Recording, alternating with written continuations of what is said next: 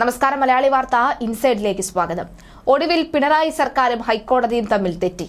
പാതിവില തട്ടിപ്പ് കേസിൽ justice CN Ramachandran നായർക്കെതിരെ കേസെടുത്തതോടുകൂടിയാണ് ഹൈക്കോടതി കലിപ്പിലായത്. ജസ്റ്റിസ് രാമചന്ദ്രൻ നായർക്കെതിരെ പോലീസ് കേസെടുത്തത് അഭിമാന പ്രശ്നമായി ഏറ്റെടുത്തിരിക്കുകയാണ് ഹൈക്കോടതി. ആഭ്യന്തര വകുപ്പിനെതിരെ അഡ്വക്കേറ്റ് ജനറൽ മുഖ്യമന്ത്രിയെ പരാതി അറിയിച്ചു. സർക്കാർ ഹൈക്കോടതിക്ക് മുന്നിൽ ചെന്ന് കയ്യും കെട്ടി നിൽക്കേണ്ട അവസ്ഥയാണ് എന്ന് അഡ്വക്കേറ്റ് ജനറൽ അറിയിച്ചതായാണ് വിവരം. CPM നടുറോഡിൽ സ്റ്റേജ് കെട്ടിയ കേസിൽ മാർച്ച് 3-ന് പരിഗണിക്കാനിരിക്കെയാണ് മുൻ ഹൈക്കോടതി ജഡ്ജിക്കെതിരെ കേസെടുത്ത പിണറായി കുടുങ്ങിയത്. തന്നെ അകത്താക്കരുത് എന്ന് ഗോവിന്ദൻ മാഷ് പിണറായിയോട് അഭ്യർത്ഥിച്ചതായാണ് വിവരം. പാതിവില തട്ടിപ്പ് കേസിൽ റിട്ടയർഡ് ജസ്റ്റിസ് CN രാമചന്ദ്രൻ നായർക്കെതിരെ കേസെടുത്തതിൽ ആശങ്ക പ്രകടിപ്പിക്കുകയായിരുന്നു ഹൈക്കോടതി. ഭരണഘടനാ പദവിയിലിരുന്ന ആൾക്കെതിരെ കേസെടുക്കുന്നതിന് മുൻപ് വസ്തുതകൾ പരിശോധിച്ചിരുന്നോ എന്ന് കോടതി ആരാഞ്ഞു. ജസ്റ്റിസ് രാമചന്ദ്രൻ നായർ പ്രതിചേർത്തത് പോലീസ് നടത്തിയ അധികാര ദുർവിനിയോഗമാണ് എന്നും ജുഡീഷ്യറിയിലുള്ള വിശ്വാസം തകർക്കാനുള്ള ഗൂഢലക്ഷ്യത്തോടെ എടുത്ത കേസാണ് എന്നും ചൂണ്ടിക്കാട്ടി ഒരു കൂട്ടം അഭിഭാഷകരാണ് ഹൈക്കോടതിയെ സമീപിച്ചത്. എന്നാൽ ഹർജി തൽക്കാലം ഫയലിൽ സ്വീകരിക്കുന്നില്ല എന്നും വിഷയത്തിൽ സർക്കാർ നിലപാട് അറിയിക്കാനും ജസ്റ്റിസുമാരായ A. മുഹമ്മദ് മുഷ്താഖ്, P. കൃഷ്ണകുമാർ എന്നിവർ ഉൾപ്പെട്ട ബെഞ്ച് നിർദ്ദേശിച്ചു. എന്നാൽ ഈ വിഷയത്തിൽ കോടതിയെ സമീപിക്കാൻ ഹർജിക്കാർക്കുള്ള അവകാശത്തെ സർക്കാർ ചോദ്യം ചെയ്തു. എല്ലാ കേസുകളും മനസ്സിരുത്തി തന്നെയാണ് രജിസ്റ്റർ ചെയ്തിരിക്കുന്നത്. ഈ കേസിൽ പോലീസിന്റെ നിലപാട് അറിഞ്ഞതിനു ശേഷം വിശദീകരണം നൽകാമെന്നും സർക്കാർ അറിയിച്ചു. പാതിവില തട്ടിപ്പുമായി ബന്ധപ്പെട്ട് പെരിന്തൽമണ്ണ രജിസ്റ്റർ ചെയ്ത കേസിലെ ജസ്റ്റിസ് രാമചന്ദ്രൻ നായരെ 3-ാം പ്രതിയാക്കി കേസെടുത്തിരുന്നു. K. ആനന്ദ്കുമാർ 1-ാം പ്രതിയും അനന്തകൃഷ്ണൻ 2-ാം പ്രതിയുമാണ്. തട്ടിപ്പിന് മുഖ്യ പങ്ക് വഹിച്ചു എന്ന് കരുതുന്ന നാഷണൽ NGO രക്ഷാധികാരി എന്ന നിലയിലാണ് രാമചന്ദ്രൻ നായരെ 3-ാം പ്രതിയാക്കിയിരിക്കുന്നത്. ഭരണഘടനാ പദവിയിൽ ഇരുന്നയാളെ കേസിൽ പ്രതിയാക്കുന്നത് മനസ്സിരുത്തി തന്നെയാണോ എന്ന് കോടതി ആരാഞ്ഞു. ഇത് ഏതെങ്കിലും വ്യക്തിയുടെ കാര്യമല്ല, മറിച്ച് ജുഡീഷ്യറിയുടെ വിശ്വാസ്യതയുമായി ബന്ധപ്പെട്ടുള്ള കാര്യമാണ്. നിയമ സംവിധാനത്തിന്റെ പ്രതിച്ഛായയ്ക്ക് ഉണ്ടാകുന്ന കേടുപാടുകൾ പിന്നീട് ആര് പരിഹരിക്കുമെന്നും കോടതി ചോദിച്ചു. പോലീസിന്റെ നടപടിയിൽ നല്ല ആശങ്കയുണ്ടെന്നും കോടതി വ്യക്തമാക്കി. മാധ്യമപ്രവർത്തകരുടെ ബഹളത്തിന് അനുസരിച്ചാണോ ഭരണഘടനാ പദവിയിലിരുന്നയാൾക്ക് എതിരെ കേസെടുക്കുന്നത്?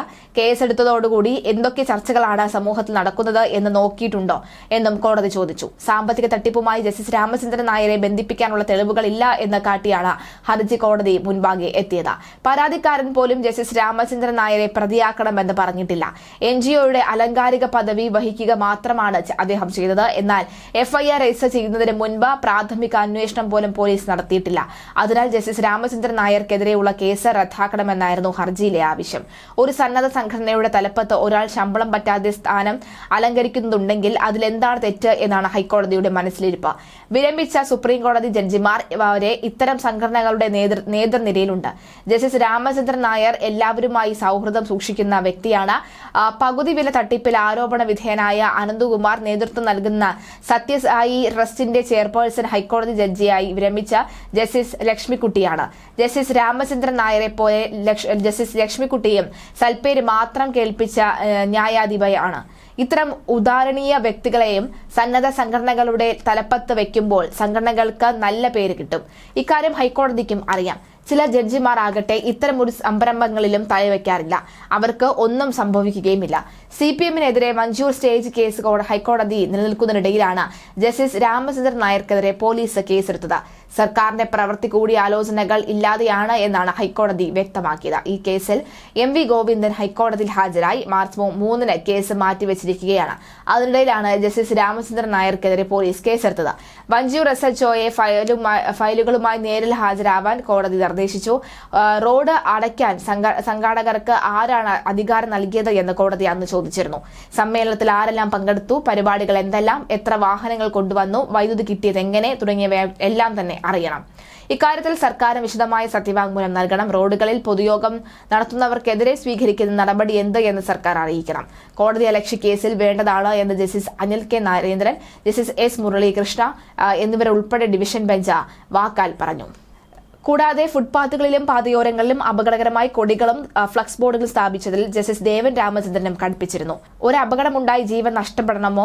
കൊച്ചി നഗരത്തിൽ നിറഞ്ഞിരിക്കുന്ന കൊടിതോരണങ്ങളുടെ കാര്യത്തിൽ സർക്കാർ നിലപാട് എന്താണെന്നാണ് അദ്ദേഹം ചോദിച്ചത്. ഒരു രാഷ്ട്രീയ പാർട്ടിക്ക് എന്തും ചെയ്യാമെന്നാണോ കരുതുന്നത്?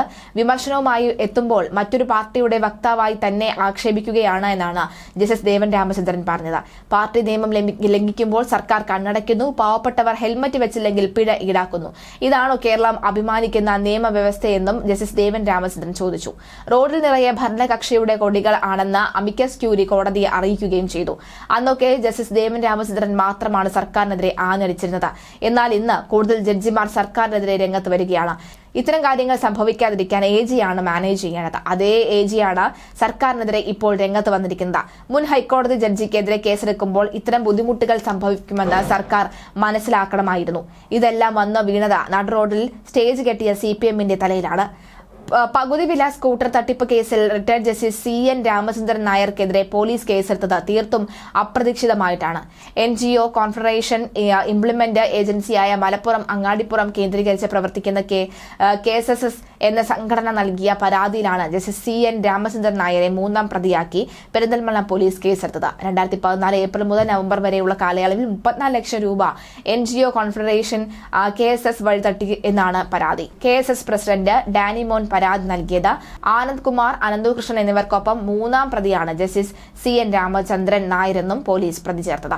അതേസമയം നിരുത്തരവാദപരമായാണ് തന്നെ പോലീസ് പ്രതി ചേർത്തത് എന്നാരോപിച്ച് ജസ്റ്റിസ് CN രാമചന്ദ്രൻ നായർ രംഗത്തെത്തി.